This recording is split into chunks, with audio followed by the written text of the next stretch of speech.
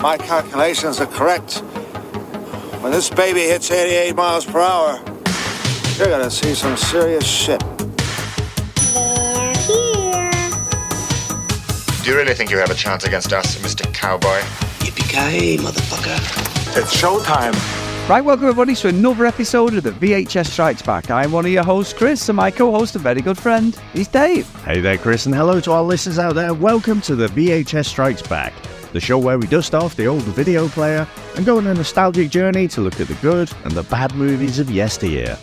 Now, Chris, what are we going to review this week? Well, Dave, it's a Patreon pick, and this is a pick from the OG supporter of our podcast, Dave, Mr. Tony Farina, as I said last week, aka Lauren Avedon's body double, Dave, if anyone's seen the pictures from the 90s.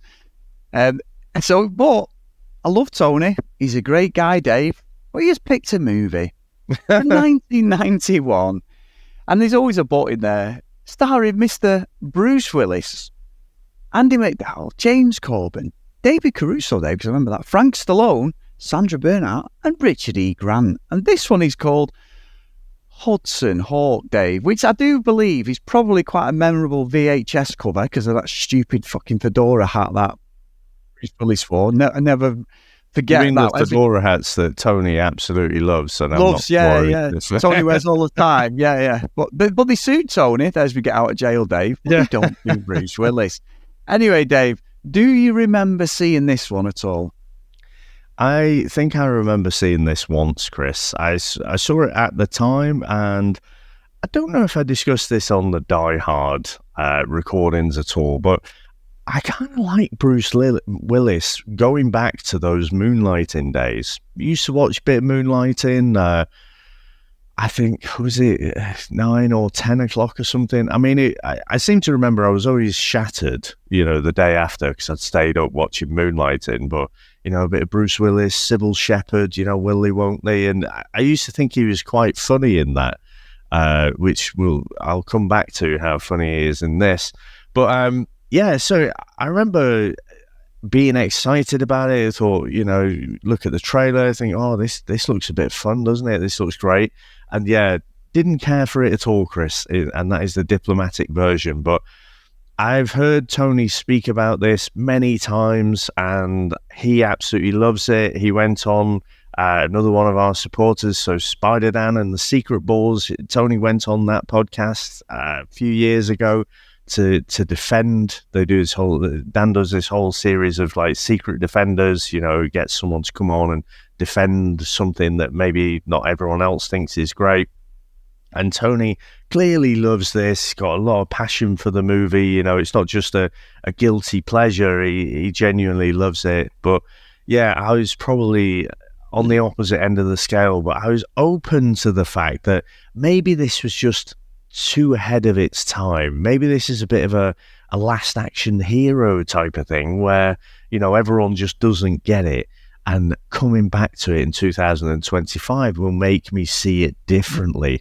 I'm just going to put a pin in that. But how about yourself, Chris? Well, I've seen this once, and I remember, love Bruce Willis, Die Hard, Last Boy Scout, probably my favourite actual movie for Bruce Willis. I love it. That was actually out 4 or 5 months after this. So this is sandwiched between Die Hard 2 and Last Boy Scout. And I remember renting it, and I remember there was another one he did where he was like, a few years later, where he was like some sort of water fucking sheriff, them in the Everglades, Dave, them bloody like hover things. Them. I remember there's one there, I remember, I'm sure it was her out of Big as well, Tom Hanks is loving, she's in it, or something like that anyway, but there was these sort of films that were around like Die Hard and The Last Boy Scout, so anything Bruce Willis had always watched. I remember watching it and thinking, well, I know what the VHS cover is. I'll never watch this again, Dave. So I probably watched it maybe a year or so after it came out, maybe 92, 93. So we're going now 32, 33 years later. Has it held up, Dave? Or held up? Not held up. Has it held up? I don't want to say till we get into the review, but yes, I've definitely watched it. Not very memorable other than his stupid art and the VHS cover. So that's where I stood with it. And to be honest, watching it again, it was like watching a new movie. I'll be honest, Dave. I've got a good feeling about this. So, Chris, Tony, our longest supporter. It's no longer our longest supporter, Dave. But there you go. yeah. Should we get into our trailer? Let's go.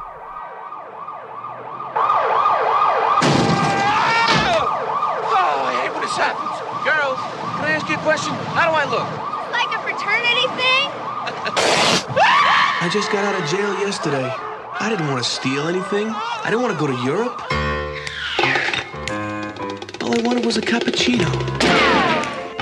You still think you're the greatest cat burglar that ever lived? You are one hell of a thief. Hudson Hawk is an evil, evil man. The Big E. I'm just some guy that's good at swiping stuff.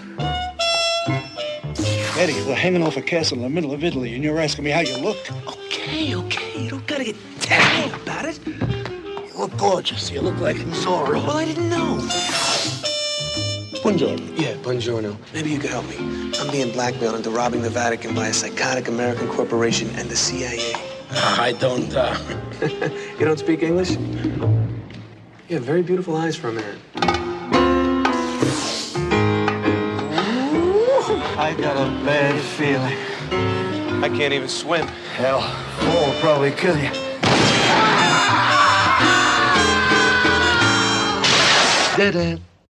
Oh, we ain't got a barrel of money. Oh, I was afraid you weren't going to drop by. We may be ragged and funny. You wanna know something, Eddie? What? You hit like a girl. We'll travel along. Sing a song. Started the week by stealing the sports stuff and ended it by swiping the codex. Yeah, but What are your plans for the weekend? Hosting away the Coliseum? can't we just go back to the kissing part? Side by side.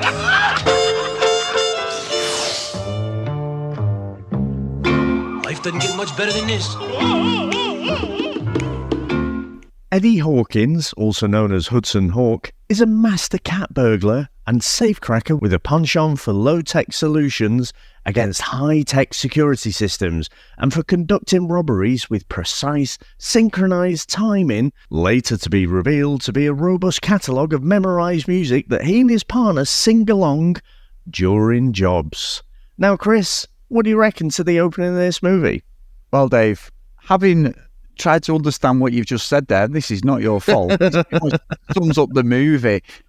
This is fucking awful, this movie. I'm sorry, Tony. I love you, but this is terrible. It is an absolute disgrace. This is a Naked Gun rip-off with none of the laughs, not funny. I asked if Bruce Willis is the problem in this movie. If it had been anybody else but Bruce Willis, I'd have just gone with it and gone, yeah, it's a terrible movie. It's a comedy fucking thing. But because he is typecast, whatever you think of him, in my eyes, he's typecast. He is fucking John McClane. He'll never, he is Joe Hallenbeck for me, Last Boy Scout. I know he's done films after that. I even like stuff like Sixth Sense. Great movie. Couldn't say who his character is. Totally different bit of acting, but great movie. It's fucking awful, this. There is not one joke that hits. And when he's doing this, and you can see he's doing the old, I don't want to be typecast as John McClane, I want something else. And I know this was his idea. He gets a writing credit for it and all this bollocks.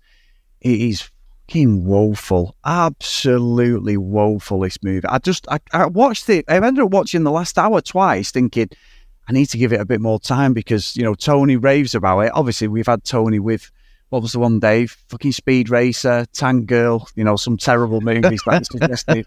This is worse than them, Dave. This is a terrible movie. And I think what makes it worse is the budget. 65 million. This is Bruce Willis and the production company have had their pants down of fucking whoever's bankroll this shit, because this is a terrible movie. I mean, if only you'd get off the fence. So, Chris, you know what? I love Tony to bits. Like you say, we've known him for a long time. I consider him a close friend. He's one of the most intelligent people I know as well. And when he breaks down stuff and he looks at things from a different perspective, I know I did go back and listen to Spider Dan's podcast. I should drop it in the show notes as well. And he's making a case that this is basically a taking the mickey out of action films, but also Indiana Jones as well. And I'm like, okay, I hear the academic argument, but I just don't get on with this movie. I mean, it starts off, you're watching Leonardo da Vinci make some, make an invention there. They spend like 10 fucking minutes with that thing. And it's one of those where I'm like, am I watching the right movie here? No, I definitely clicked on the right thing. I didn't accidentally sign up to Shudder, Chris. By the way, did you cancel your Shudder membership? 5 days and so many hours in. I wasn't 7 days, but it popped up on my phone, and I'm like, oh fuck, right, and then I would have been paying otherwise for that garbage. So yes, it was cancelled in time. Of all the people to sign up to a trial for a pretty exclusively horror-based content channel. No, that tickled me earlier in the week. I thought, I wonder if he's cancelled it yet. But yeah, so yeah, we do the Da Vinci stuff, and this is not a long movie, is it? It's 90-something minutes. Thank God. Yeah. I think the biggest problem I have, and I'm going to be a complete hypocrite because it's one of the reasons I say I love From Dusk Till Dawn, the way it switches genres. You know, it kind of goes from this gritty crime thriller into this bonkers mashup, you know, this horror, body horror, you know, vampire kind of thing. That's why I love that movie. But this one, it starts off with the Da Vinci stuff. And it's like, oh, look at that. You know, Mona Lisa's teeth are fucking horrible. That's why, you know, the smile is the way it is. Oh, that's funny, isn't it? And then, you know, you go into this backstory. Funny you saying it than watching it, Dave. But anyway, straight away, you've got, you know, he's the world's famous cat burglar. So I guess that should be the clue, because you're doing it wrong if you're the world famous cat burglar. And by the way, you got caught as well, so you're in prison. So what is it that makes you the world's best kind of cat burglar? It makes no sense. And then literally the guy who's walking him out of prison is trying to tap him up for his next job. So there are bits of nonsense, like subtle jokes that are in there straight from the start. However, the tone of it mostly starts off quite serious, doesn't it? It starts a bit more like a heist movie. And, you know, some of the violence, you got that British guy with the knives and stuff. He slices the guy's throat open. And, you know, you're thinking this is an action sort of heist thriller. And then it goes into fucking Bugs Bunny Looney Tunes at one point. And I think the worst bit for me is when he's fighting the guy from the CIA. And, you know, he's sort of doing the back and forth. He's kind of leaning over and going back, you know, because he's sort of, I don't know, cartoon style. He's been punched that many times. And it is like the old classic Looney Tunes. But it's the voiceover as well. His voice sounds separated from what's on the screen. And he's doing that,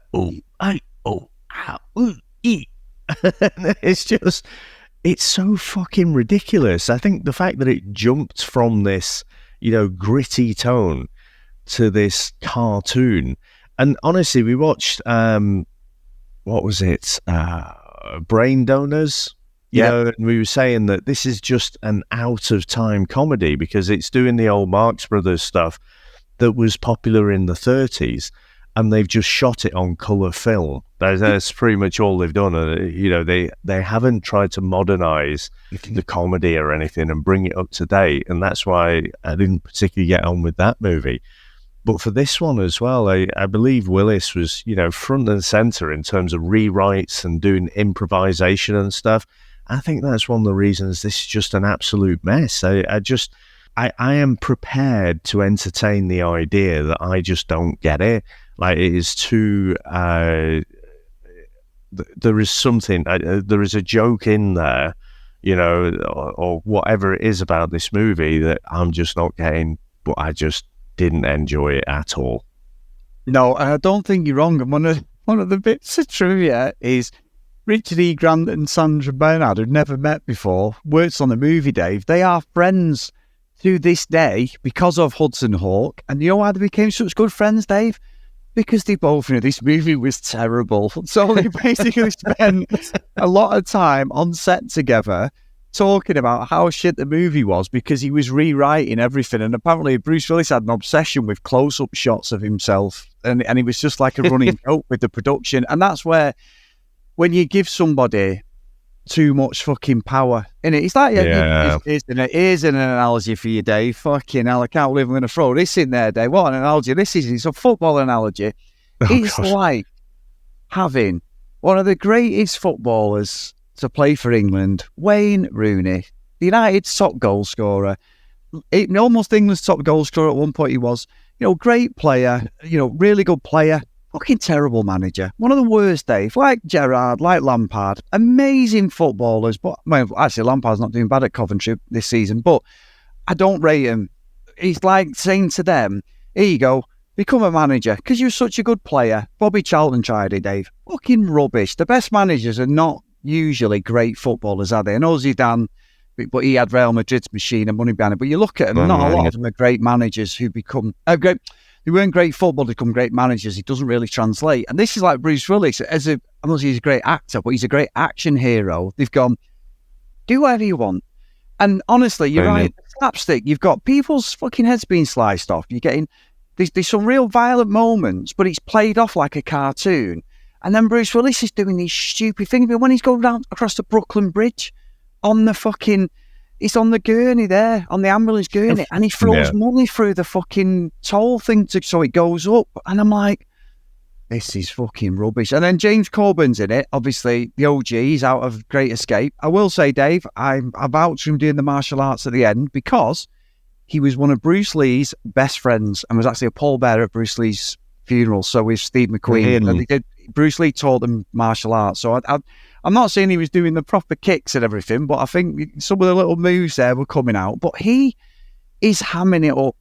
Like, it's just ridiculous, isn't it? You've got, like, every turn, Hudson's been surrounded by these CIA people. He's getting chinned, he's getting knocked out, he's getting put in a casket on the Brooklyn Bridge, which they then send him to Rome, don't they? And he's so disjointed, the movie. Like I say, I watched it twice thinking, have I just been pissing about here on my phone? What have I been doing? And I was like, I've just wasted another hour of my life. My first fucking judgment call, I should have gone with it. I never do that normally. And I was like, no, I'm going to do it because it's Tony. I don't want to, don't want to just fly in there and go at it. It's terrible. There is nothing about this movie that I understand. And Bruce Willis, honestly, Dave, he's the biggest problem in this because you can't go from John McClane, which he does a few bits in the movie where, again, he's a southpaw. That left fucking hot punch he always does. He always does it in every film. He always, like, they all had left over. He always knocks people out. He's knocking the big steadhead guy out, any people. He's basically just indestructible, but then he's not. I don't know. I don't even know what I'm trying to say, Dave, but he's fucking rubbish, this movie.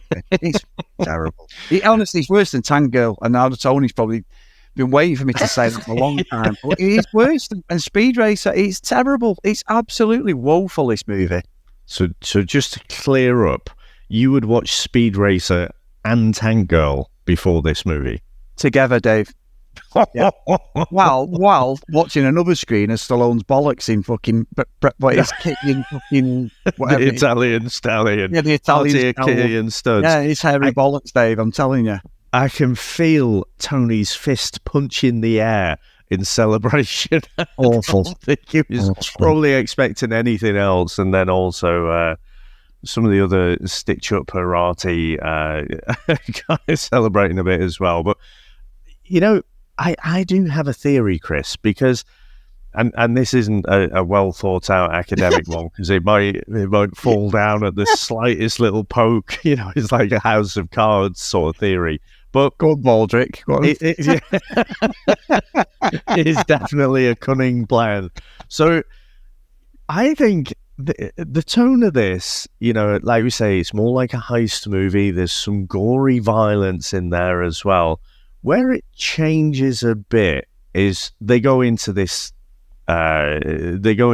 robbery again. World's greatest fucking cat burglar, and basically singing at the top of his fucking lungs and you got 3 Keystone Cop kind of security guards who looked like they couldn't climb a flight of stairs, and they sort of almost catch them. And he's got his mate, Tommy Five Tone Messina, played by Danny Aiello. And it always reminds me of when he said about Five Tone, I always think Five Bellies, Gazza's mate. But they're singing away there, and so the tone has already changed. It's like, is this a bit of a musical? Is that something that's going on there? And I have to say, I think the music throughout the movie was pretty good, to be fair. That is one of the things that I would say is good about the movie.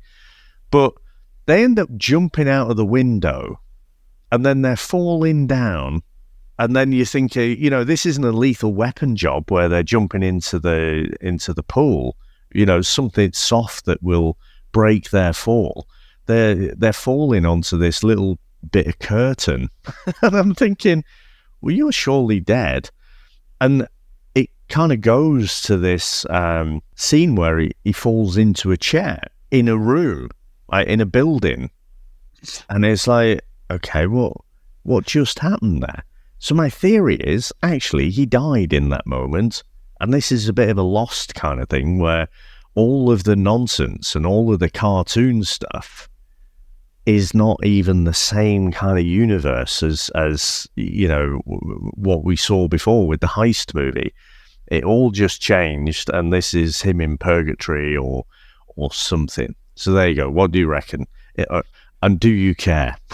No, I don't care. But what I would say is that, why didn't they just end the film at that point, Dave? Because I love that theory. It had just cut all the bullshit out we had to watch at that point. Possibly. I mean, obviously, I believe Bruce Willis, this was supposed to be like a franchise-defining movie, wasn't it? They were going to go off the back of this, and he's going to carry on Hudson Hawk. I like that theory, actually, Dave. That actually makes sense. You've got to appreciate the delusion there. It's Chris Phelps' theory, but I'll go with it, Dave, because we need something to pick us up, because I'm on the floor at the moment with this thing. What I struggle with, I think Richard E. Grant does a good job playing like the Dick Dastardly twiddling, the English fucking bad. He even like breaks the fourth wall down at one point, doesn't he? Saying, I'm the bad guy. I'm the villain. Yeah, I'm the villain and all that. Just think, like, there's so many different plots going on, isn't there? So you've got like Richard E. Grant's character, and then you've got James Corbin, the CIA, and then, like, say, fucking his mate, Tommy fucking Dick Fingers, whatever he's called, they sing together. The idea is that even though they're not together, Tommy Dick Fingers. Yeah, that's out of Phoenix Nights, that day. There's an outtakes of Paddy McGuinness and Peter Kay, and he's going, Tommy Dick Fingers. I'm doing it now with my hands, and he's doing his hands. He's got big hands. Tommy Dick. There's a guy at work, actually. We call him Terry Dick Fingers because of that. He's got fucking big hands, Dave. I think he's popular. His fucking hands are massive under the concrete. He's a flagger. I'm telling you, he lays fucking flags in concrete and that. He's got the biggest fucking fingers you've ever seen. You won't need a fucking cock with them, mate. I'm telling you. They're like fucking unbelievable. Anyway, I'm just jealous. My biggest sticky out thing on my body is my fucking nose, as you know, Dave. Anyway, so moving on very quickly. I think like there's just so many confusing things, like who's with who's the baddies, who's the goodies, and then like even Hudson, like you say, the fights in them with his head's going like a cartoon, like it is just somewhat out of slapstick cartoon stuff. But is that like, it's almost like the Three Stooges. That's what they're going for, really, in some respects. But Bruce Willis is like just so bad at delivering his jokes. Nothing hits. It may have hit. Say it was. If you had, so I've mentioned Naked Gun, if you had Leslie Nielsen in this role, it'd probably work. And you'd go with it because you know what you're getting on the tin. Unfortunately, this was framed as an action movie. And I think even as a kid, I was probably 13, 14 when this came out. And I watched it thinking, oh, we're getting a Bruce Willis here. It's going to be The Last Boy Scout. It's going to be John McClane. And then I remember watching it going, oh, this is fucking terrible. I remember as a kid thinking, well, a teenager thinking it was shit. And I think that's the problem is, Bruce Willis does not suit this. I'm putting a bit of range in and a bit of comedy. You can imagine him sat on a table, fucking all these fucking actors wanking themselves off how good they are with their art and all this, and then just saying, yeah, I'm doing something different. I'm going outside. I don't want to be typecast as John McClane. Well, unfortunately, Bruce, like Arnie and Stallone, Stallone's done some good movies. Actually, he's got older acting. Actually, he's pretty good. But at the Did time. you spot Frank Stallone in this movie? Frank was in it. Yeah. Yeah. Well, Frank, don't do. Yeah. Frank, he's always with Sly. I watched you watched him with the reality one. Yeah. Very talented musician, Dave. Frank Stallone, guitarist. But it's sort of like, he doesn't suit it. It doesn't suit. It's nothing to do with range or trying to fucking be better than what he is. He just doesn't suit this movie. And I think like that he has ruined whatever would it be. But again, if Leslie Nielsen had been there, you'd have gone with it. I don't know about Liam Neeson Day and the new Naked Gun, but Leslie Nielsen definitely, that would have worked. His silliness. Yeah. You don't think I'm funny? yeah. What was the new day, I watched I love that Taken scene. I know it's cliche, but I love that Taken scene. Fucking love it. He goes, "Can you just read that out to me?" Yeah. He goes, "Yeah, good luck." And he goes, "You don't remember me 2 days ago." And he's like, and then he just takes out everyone in the room. And I love the fact that all them Albanians run in the room and he pretends to play dead with one of them on top of him because he shows how quickly they come in scanning and then he shoots him. Go on, Dave, I actually think I did all right there. Let's have a loving Liam Neeson off there, Dave. Go on, let me hear yours. Well, I just want to hear, "Ooh, Uncle Fred." Oh, well, no, we need to bring it. He's in today. He's the fucking guy in the auctioneers, isn't he, Uncle Fred? Yeah, Uncle Fred, is it? It's the John Savadon double. Oh, Uncle Fred. I thought, God, I was sat there fucking this morning watching the fucking Grand Prix, like the qualifying the Grand Prix, and Jordan sat with me, and I'm there. Luckily, she's watching. I'm fucking there under my ref going, "Oh, Uncle Fred." Like, it's going to sound terrible again.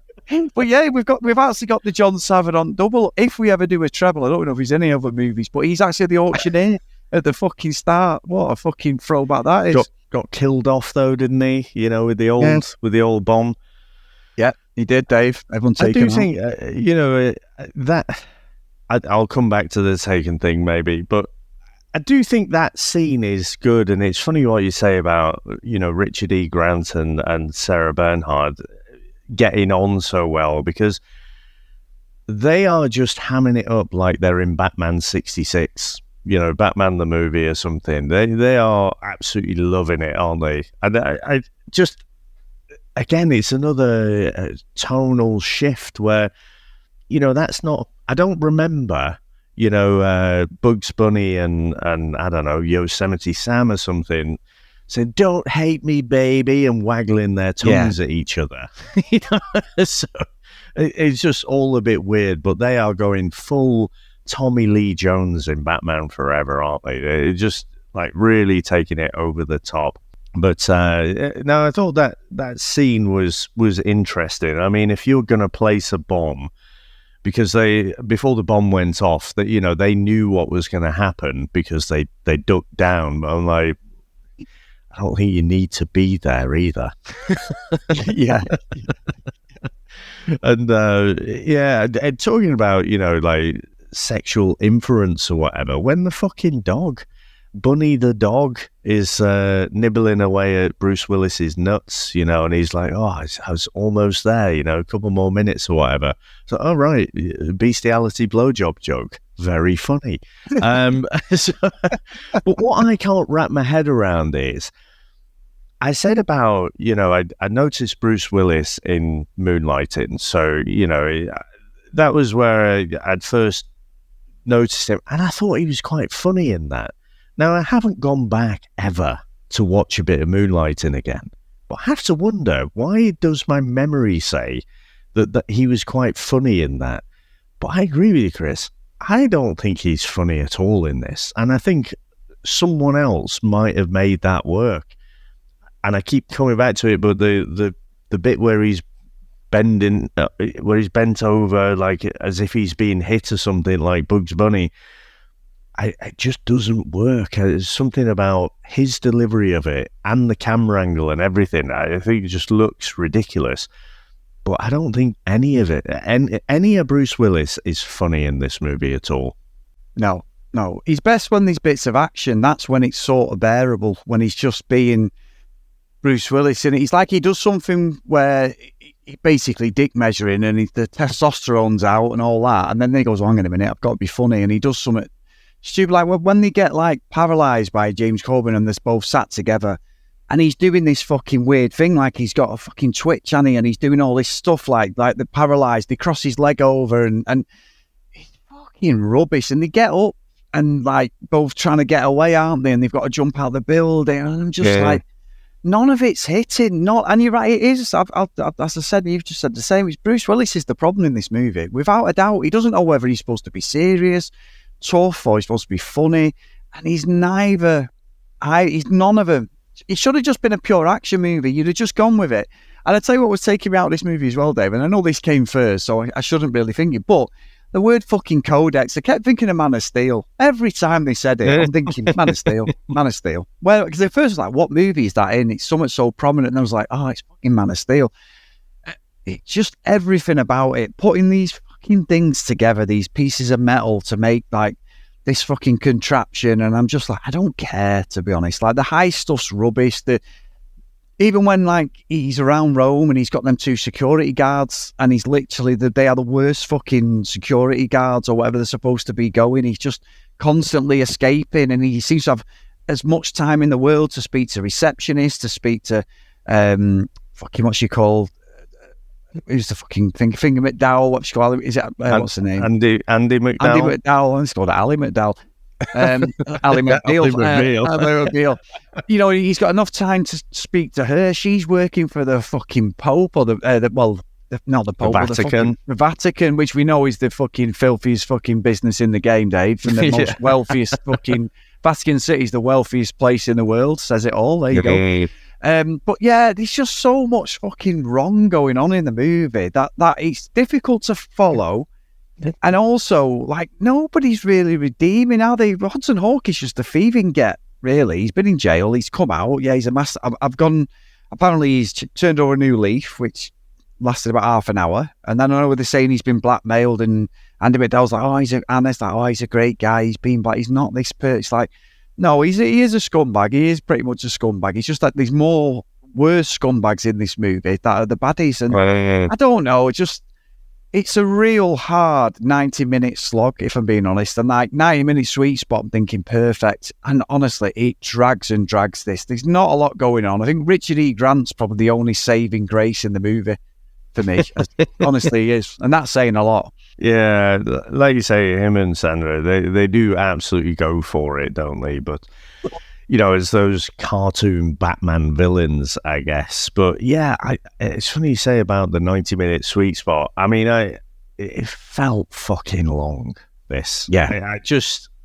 I like you say, maybe it's because they try and cram so much into it.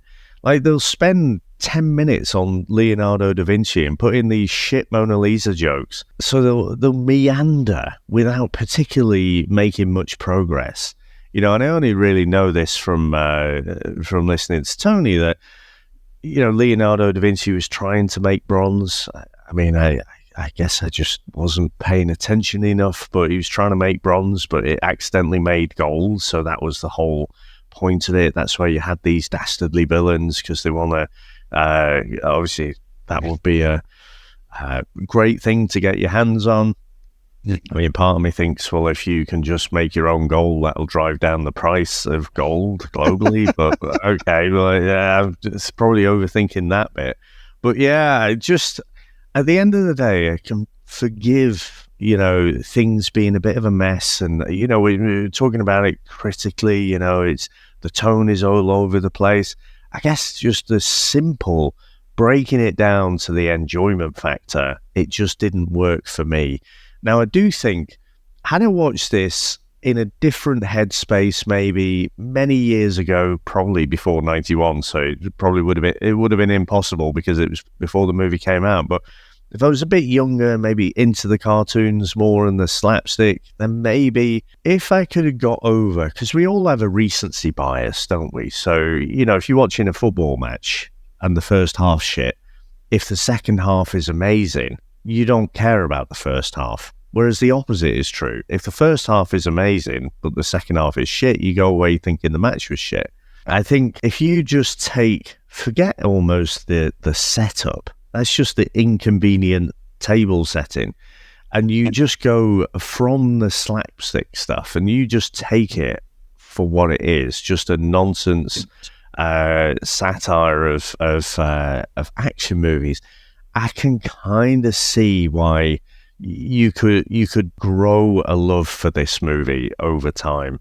But yeah, having watched it, I mean, it must have been about 91, 92. I think I'd have watched it pretty soon after it came out on video.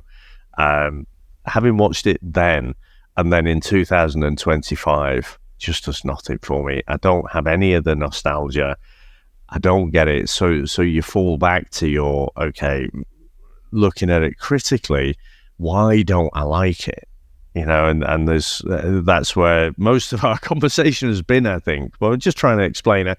I think I get it, and it's not just Tony as well. I know Scott from 20th Century Geek. I saw the numerous comments as well. I think there's a lot of people who like this movie, but yeah, don't class me as being one.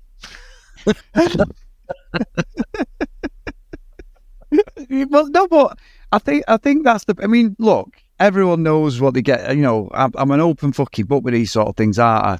And it's one of them where, like, if I don't like, I know I did a switcheroo a few months ago, but genuinely, like, if I don't like it, my heart's on the sleeve. For you to go in on a movie, Dave, like that is quite interesting because it is terrible. Like you say that this. If we'd have watched it when I was young, and I did watch it when I was younger, I never got it then. I just thought it was one of them dud movies that Bruce Willis did. And not every actor or actress is going to do amazing movies. So you know that in the portfolio, some age well, some don't. You know, look at Ferris Bueller, absolute legendary movie as a kid. Watched it hundreds and hundreds of times. Didn't like it when we covered it. Didn't like it at all. Actually, felt Mr. Ed Rooney was actually right. He was a conniving, wagging little shit, Dave. But, you know, at the time, he was the hero that I loved as a kid, probably because I was doing the same thing, wagging off school and stuff. So, get it. But with this, I think, like, I'd mentioned the fight scene with James Coburn.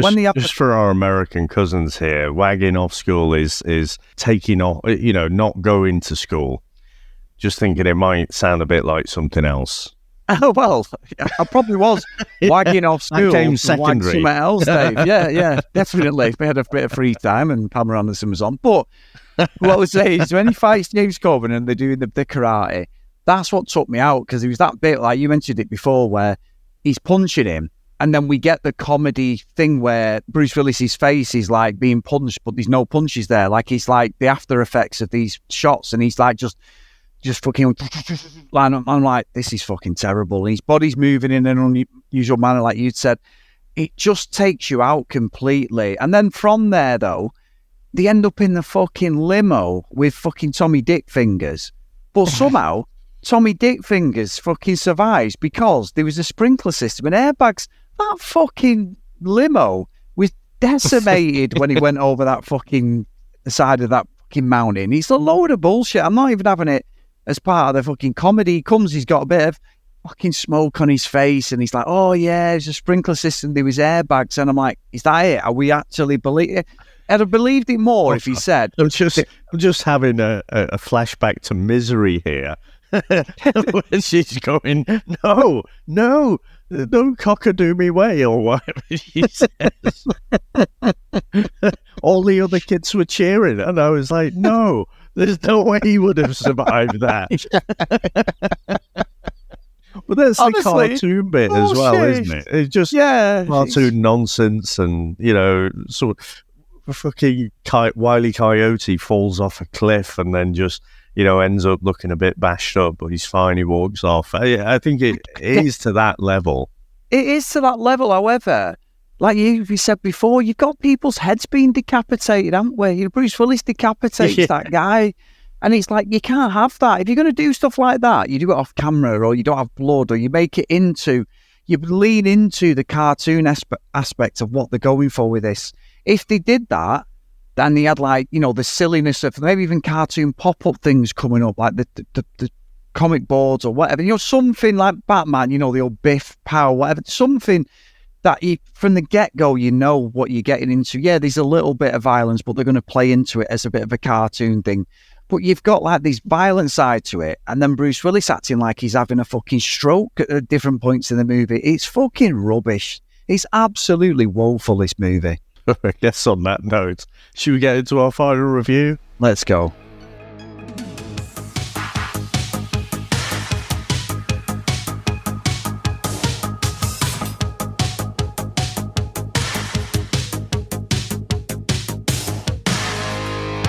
Now, normally, Chris, you take the first stab at giving your review, but I do have some words from the great man himself. Now, he did send me this a little while ago, so I don't remember exactly what he said. But I know you definitely haven't heard it. So here we go. Here's Tony. And not Tony Dick Fingers. Tommy Dick Fingers. Well, would you like to swing on a star, carry moonbeams home in a jar, and be better off than you are? I hope you hated this movie. Listen, I love Hudson Hawk, like with the intensity of 10,000 suns. Yep. And I saw it. I owned the poster. I owned VHS copies, and I have a digital copy. I have a DVD copy because you never know when you're going to need to watch Hudson Hawk. I loved it so much. I made my cousin watch it. He understood early on, and so he's probably seen it 50,000 times as well. Listen, Richard E. Grant and Sandra Bernhardt are in a different movie than this movie, but they're perfect for this movie. Everything about it is exceptional. The opening 5 minutes and Butterfinger's horrible joke in the backseat of the car, notwithstanding, those could go. This is Cloud fucking City all day long. None of it makes sense. None of the song lengths are the right length. Like, that's just completely made up. It's absurd to the extreme. And it is my contention that this is Bruce Willis's commentary on the Indiana Jones movies. There's even the joke with the hat at the end. If you think about how absurd in all the things that Indiana Jones does, but we love Indiana Jones, we take that seriously. I firmly believe Hudson Hawk is a social commentary on the Indiana Jones movies as how absurd actionly they are. That's what I think. I think this is up there in the pantheon with The Last Action Hero as way ahead of its time. I fucking love it so much. And of course, and this is the most important part, brought to you by the team who also brought you Heathers. So A+. Oh, and one of them went on to give you Batman Returns. So A fucking plus, Cloud City. I hope you guys loved how much you hated it. Well, there you go, Chris. A Cloud City from Tony. What say you to that? I'm breathing, Dave. I'm breathing. So, we have covered some terrible movies. We've covered Speed Racer, Tango, different podcasts, I understand, Comics in Motion.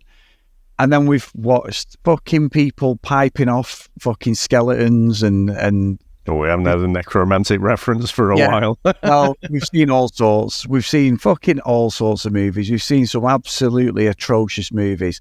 And it could be time is a great healer, Dave. You know, you forget, you know, obviously that fucking stupid Australian one where, what was the one where fucking guy was dressed up in a fucking Gimp's outfit and stuff, Dave?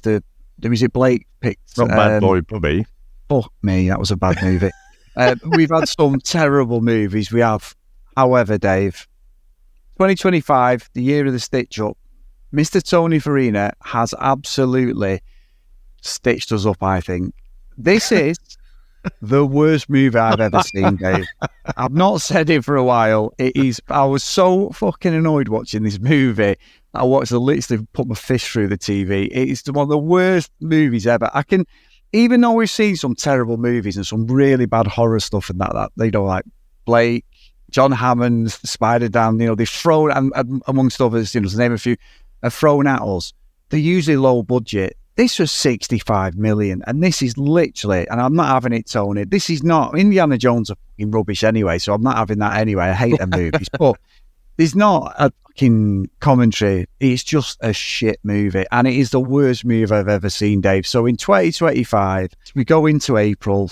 Tony has basically done the year of the stitch up by April for me because I just cannot see anything else beating this. I was so annoyed watching this movie, how good it could have been to how bad it turned out. So yeah, it's fucking atrocious. So Mr. Farina, I clap my hands. Mr. Lauren Avedon, you have done the business. Unbelievable. Dave, what about you? And that is amazing to get that accolade the week after we did Bloody Muscle Bodybuilder. Yeah. Bloody Muscle Bodybuilder in hell. Fucking hell. I'd rather watch that than this. This is terrible. Yeah, I agree. There's there's a scale, isn't there? So when, like, so for last week, obviously, bloody muscle bodybuilder in hell, easy for me to say. You know, it's done on a shoestring budget. You know what it's going to be straight from the off. Whereas this one, it had all the budget, but just ego running wild, I think. And I don't think it ended up being what they thought it was at the start. And sometimes that's okay, and sometimes it works. But I honestly think this didn't work at all.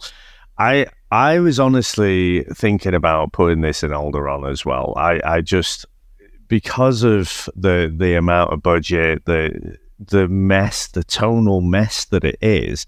However, I do also have a little bit of recency bias as well. So I think the second half of this movie, I think if you just consider that and you just take it for the absolute nonsense, you know, and you embrace the slapstick and the cartoon style comedy, the Richard E. Grant and Sarah Bernhardt performances, I think there's a little bit of something. So this is just crawling out of it. You know, it's an escape pod out of Alderaan and heading straight to Elm Street. But I was pondering it for a while, to be honest. I was really hopeful that I'd come back and I'd watch this with more modern lenses and think, oh, I get it now.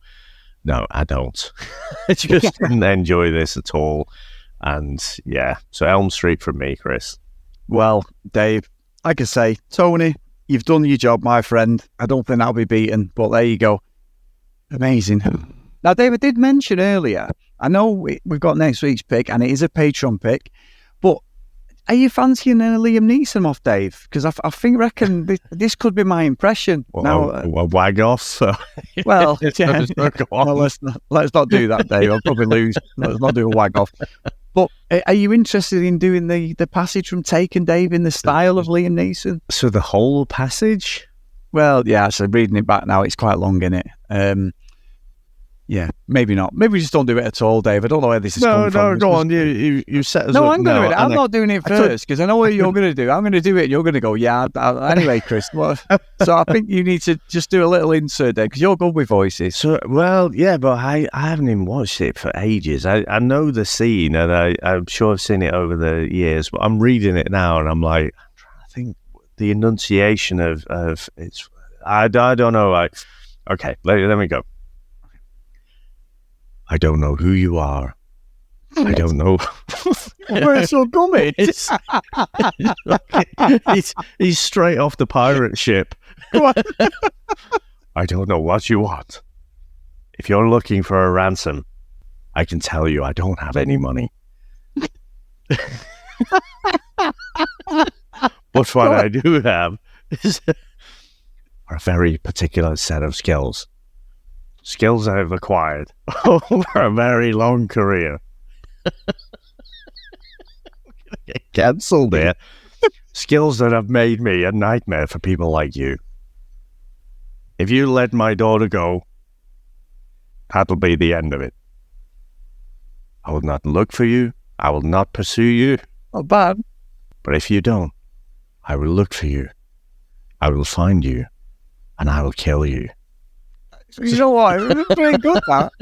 Pretty good. Now, obviously, I'm allowed to get away with this because my granddad was from Belfast, Dave, and the family's from Belfast. But that means my impression's probably going to be worse. So, you said about getting cancelled, Dave. You know my impressions. Wait, who just talks about Hudson Hawk and how it makes no sense? So, you have actual family from Liam Neeson's part of the world. Exactly. So, therefore, no your Liam accent Neeson will be worse? Yeah, because... No, because I'm building it up, so I'll probably go into about 15 different languages, Dave, so I'll probably offend everybody. It won't be you getting cancelled, it'll be me. Okay, so here we go. I don't know who you are. It's Christian Bale there. It's the only one I've got. It's like, I don't know who you are. I don't know what you want. But if you're looking... So I can tell you. I've gone European now, Dave. I don't have the money. But what I do have... I can't even get the Irish twang in it. Hang on. What I do have a very particular set of skills. Skills that I've acquired over a very long career. Skills that have made me nightmare for people like you. Again, Dave, I don't know where this is coming from. Where's the Irishness? Oh no, it's gone, isn't it? If you let my daughter go, that'll be the end of it. I will not look for you. I will not pursue you. But if you don't, I will look for you. I will find you. And I will kill you.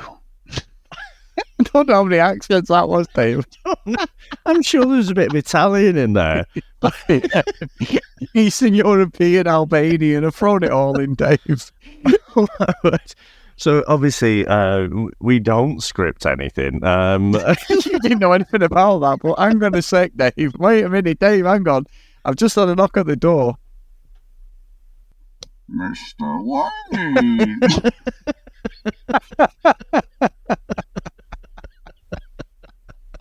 I've still got it in the back pocket, Dave. You're the master of fame. I've still got it there, just in I case. don't know who you are. I don't know what you want. You've done it. There's no way I got. I was born in. I was born in. It's gone to shit, the podcast. It's gone to shit. So, Chris, what are we actually going to do next week? That's a good point, Dave. It is actually Math Pick, Dave. So, as a patron, a good friend, we are going back to 1991. This one stars RoboCop himself, Mr. Peter Weller, Dave, the legendary shark fucking killer, Roy Schneider, and this was called Naked Lunch. So, let's get into the trailer. William Lee, I am your case officer. You are my agent. I, in turn, report to your controller. Your wife is not really your wife. She is an agent of Interzone Incorporated. You must kill her. I must admit, when Matt said, it was called Naked Lunch, I did wonder which way it was going to go. I know, I was having flashbacks thinking I've seen it before. Hold on a minute. They're saying that you escaped from custody and murdered your wife, and they want you. You're just gonna have to leave. And Interzone is the only place that will have a shady character like you at such short notice. I would never have expected to see you up and out so early. No way, you seem to be in a lot of pain. It is an elegant way to strike terror into the hearts of the enemy. I think the New Order could find a place for a man of your caliber. We like confidence in an agent, but don't let it make you careless. Why don't you just write something and calm yourself down? You're obviously not in a professional state of mind. Emotion type movie. It could be, couldn't it? I don't know if it's based on a comic, but yeah, I mean, it looks fucking bonkers. I have no idea what to make of that, to be honest. But well, let's see how we go for next week. It's the year of the stitch up, Dave. So you never know. Might be next week's Tony. I'd love to watch Hudson Hawk with you live. But there you go. Anyway, we'll do Tank Girl, Speed Racer, and Hudson Hawk. Triple bill. Yeah. Can we finish Chris off? Not in that way, Dave. Steady. But anyway, steady now. So anyway, big thank you to everyone. If you want to email us, the vhsstrikesback@gmail.com. If you want to follow us on social media at vhsstrikesback. If you want to support us, please get over to patreon.com/the VHS Strikes Back. And if you are interested in supporting us on Patreon, you can get to pick movies like Hudson Hawk, Speed Racer, Tank Girl, to name but a few, Dave. But like our good friends who are on this list and the roll call of honour. So big thank you to Gareth, Mike, Lee, Helen, Dylan, Dan, Justin, Susan, Timothy, Matt, Hales, Ken, Lucky Luda Green, Herbs, Jack, Math, Blake, John Hammond, and Mr. Tony Farina, Dave, which at the moment is such a good guy. I'm not having it. He's fucking trolling us with that message about this movie. But he has done his job. I applaud him over in America, in the wonderful state of Florida. I believe he is laughing his cock off, Dave. But there you go. Amazing. I think he absolutely is. And I did message Sony as well. I said, do you have any kind of input into what... This is before I watched the movie, you know, into the musical choice. He said, oh, no, just go with what you feel. And so when I'd watched the movie, I thought, well, it's got to be big band and sort of swing and jazz, hasn't it? So that's the route that I've gone down, Chris. And I think it's fair to say I've put my thoughts of the movie into the song as well. So here we go.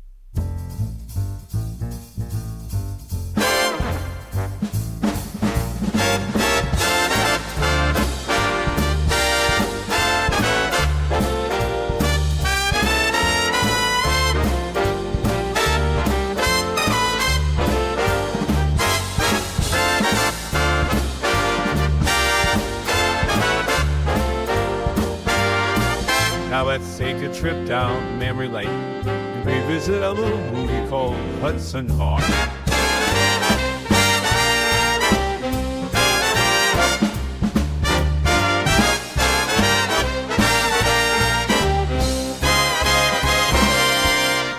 If you wanna steal a priceless vase, you don't need guns, you don't need mace, just hum a tune and step real light. Sing your way through this absolute shite.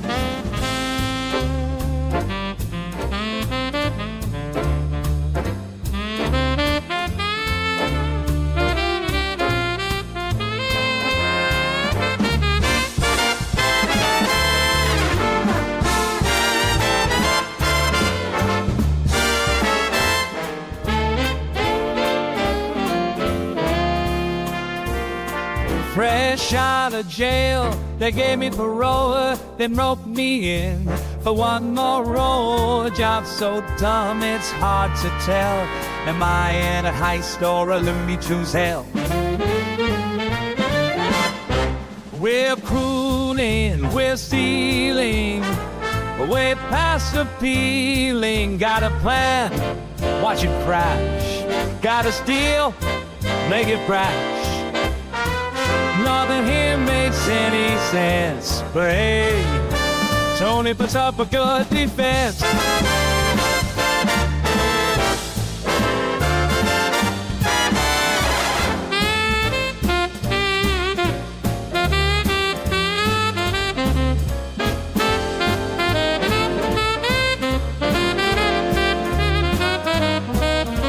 Hope, a laser, a candy bar bug. I breathe, man, I need a new drug. A cappuccino, that's just right. Only good thing in this whole goddamn night.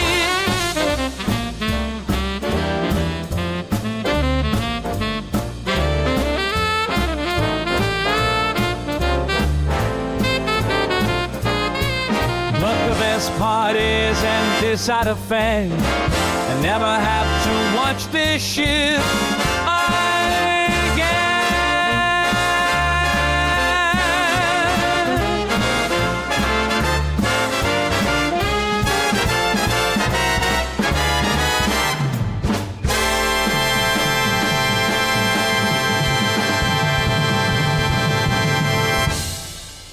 Very good. I like that. So there you go, Chris. It's a good one to bop up and down to, but yeah, so definitely wearing my heart on my sleeve with that one. So thank you very much. That was good fun. That Tony, I really love you. I hope you're still our friend after this. He'll be your friend, not mine, probably. But thank you very much, sir. Thanks to all our listeners out there. Thanks to all our supporters. I'm going to speak to you next time. Bye. That's it, man. Game over, man. It's game over. What the fuck are we gonna do now? What are we gonna do? Maybe we could build a fire, sing a couple of songs, huh? Why don't we try that? We better get back, because it'll be dark soon, and they mostly come at night. Mostly.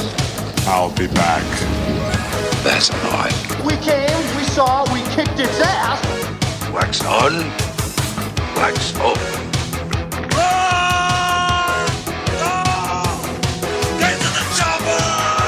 One ring to go. All right. Ding, ding. Bust you up. Go for it. Well, here we go. Ain't so bad. Ain't so bad. Ain't so bad. Come on. Come on, ain't so bad. You ain't nothing. Come on. You must be crazy or something. I'm crazy. You just a stupid. Yeah, maybe you stupid. But I ain't breathing heavy. He's a fool. He's stupid. I see you in 6 months.